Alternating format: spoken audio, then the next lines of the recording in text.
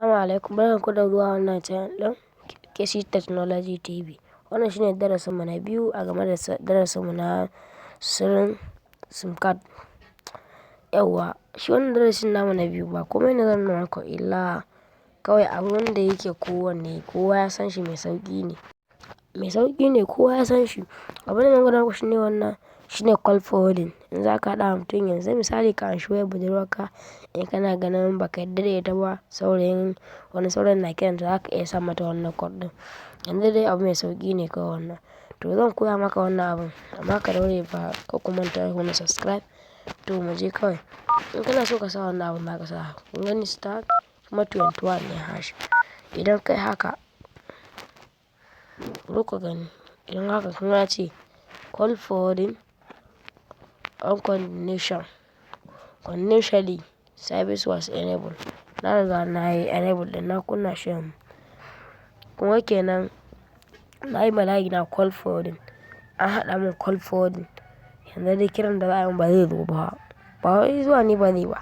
Kawai dai an haɗa call forwarding amma babu wanda zai je mawa.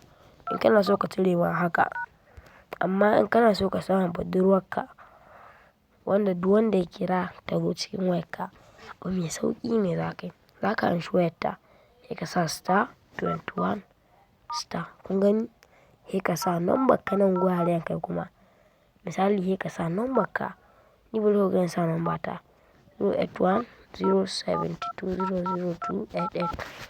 Yawwa bari in ɗan yi copy ɗin ta saboda ba na son matsala. Sai ka sa hash kun ga kuma haka to wallahi wannan duk kiran da aka yi in number ka ce wannan za ka sa. Kun ga ce call forwarding unconditionally unsuccessful. Yayi registration successful. Kun gani duk kiran da aka yi mata zai je a layinka. Kaga sai ka gaya wa mutum sa ranka shi ma ba zai taɓa gano wai yana nan ita ce wani ya ɗau wayarta.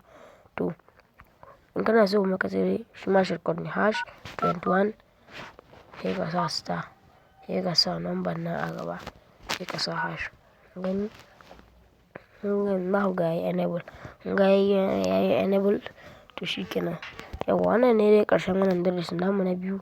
To ku daure kuma subscribe mu haɗu a kashi na gaba. Bye.